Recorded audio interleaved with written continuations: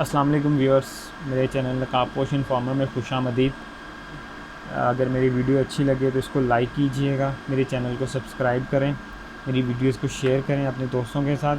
جیسا کہ آپ نے ٹائٹل دیکھ ہی لیا ہوگا، میری آج کی ویڈیو کا عنوان ہے کہ مندر کہاں بنے گا۔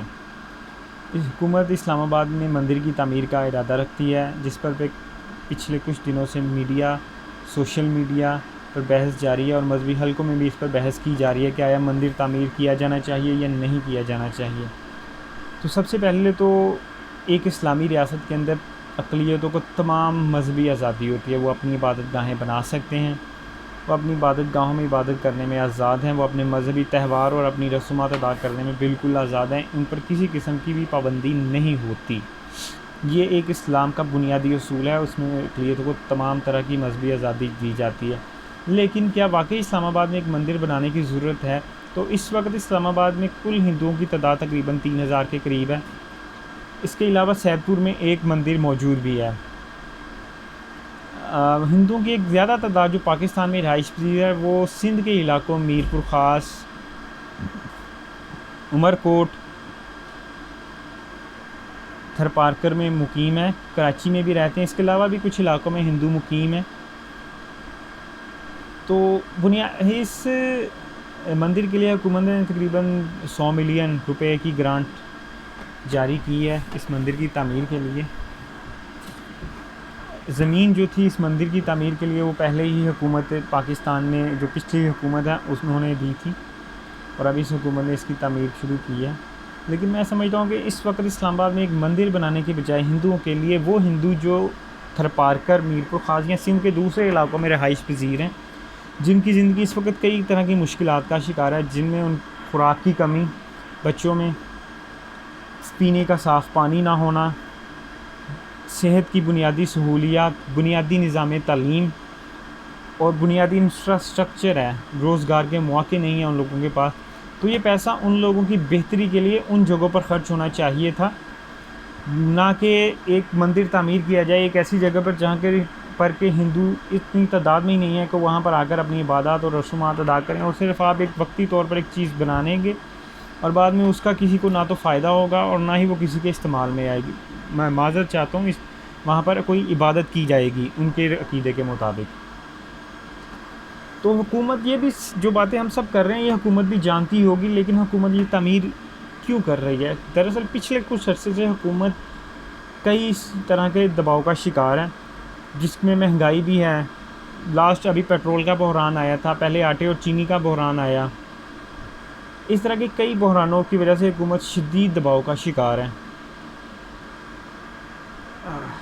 پچھلے کچھ عرصے میں تو حکومت کو اس دباؤ سے نکلنے میں کئی مواقع ملے۔ جس طرح ہندوستان نے حملہ کیا تو عمران خان صاحب نے اس پر، ہماری حکومت اور افواج نے ریٹیلیٹ کیا، ہندوستان کے 2 جہاز بھی مار گرائے، اور اس طرح ان کا ایک امپریشن نکل آیا اور حکومت کو تھوڑا سا ٹائم مل گیا اپنے آپ کو پھر مینٹین کرنے کے لیے۔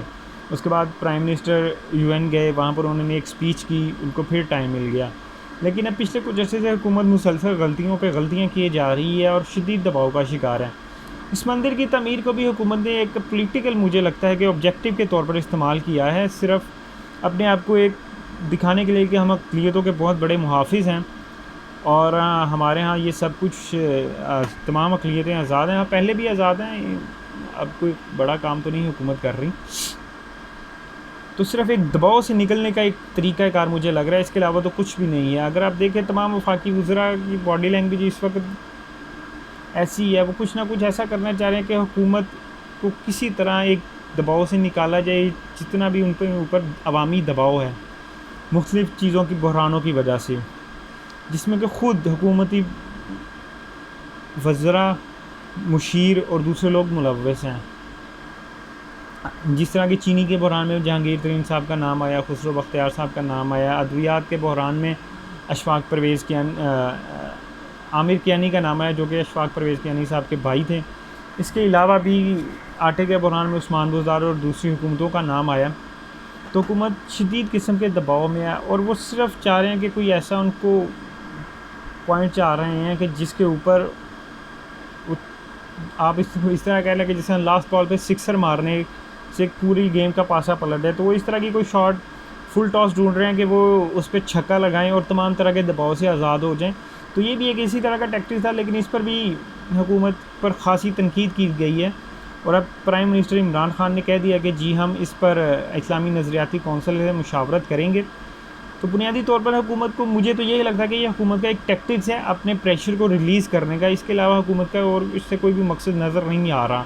ایک ایسے علاقے میں مندر کی تعمیر کرنا جہاں پر کہ ہندو موجود ہی نہ ہو اتنی تعداد میں کہ وہاں پر آئیں یا عبادت کریں.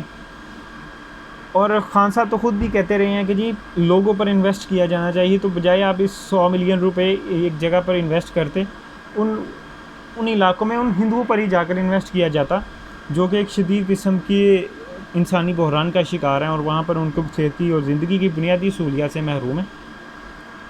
اسی طرح کا ایک اور شاٹ کھیلا تھا ہمارے وفاقی وزیر ہوابازی نے, وہ بھی سمجھ رہے تھے کہ ہم ایک فل ٹاس ملی ہے, ہم اسے چھکا لگاتے ہیں اور میچ پورا جیت لیں گے, لیکن ان کی اس غلطی کی وجہ کا خمیازہ پی آئی اے کو بھگتنا پڑ رہا ہے. غلام سرور خان صاحب کی بات کر رہا ہوں, انہوں نے پارلیمنٹ میں کہا کہ جی ہم جعلی ہمارے پائلٹ لائسنس ہو رہے ہیں, میں بھی ہوں گے بھی, میں اس چیز کو انکاری نہیں ہوں, لیکن اگر دیکھا جائے تو ان کے پارلیمنٹ میں کھڑے ہو کر اس بیان دینے کا نقصان کیا ہوا ہے کہ پی آئی اے پر مختلف ممالک میں پابندیاں لگ گئی ہیں.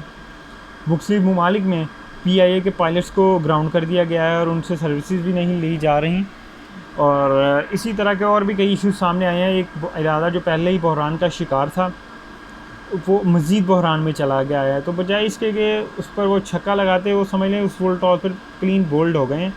مجھے بھی یہ موو جو حکومت کا ہے مندر بنانے کا, یہ فل ٹاس وہ سمجھ رہے تھے کہ ہمیں مل رہی ہے اور ہم اس پر چھکا لگاتے ہیں, لیکن چھکا لگانے کے بجائے وہ پھر اس پر بولڈ ہوتے ہوئے نظر آ رہے ہیں, اور صرف یہ ایک پولیٹیکل ٹیکٹک نظر آ رہا تھا. اس سے مجھے لگتا ہے کہ اقلیتوں کو کوئی بام فائدہ پہنچانے کا کوئی ارادہ نہیں تھا. تو یہ کچھ میں نے آپ کے ساتھ اپنے ویوز شیئر کیے ہیں. میری ویڈیو کو لائک کیجیے گا اگر آپ کو پسند آئے تو, میرے چینل کو سبسکرائب بھی کریں اور میری ویڈیو کو شیئر بھی کریں. جلدی آپ کو ایک نئی ویڈیو کے ساتھ ملیں گے. اللہ حافظ.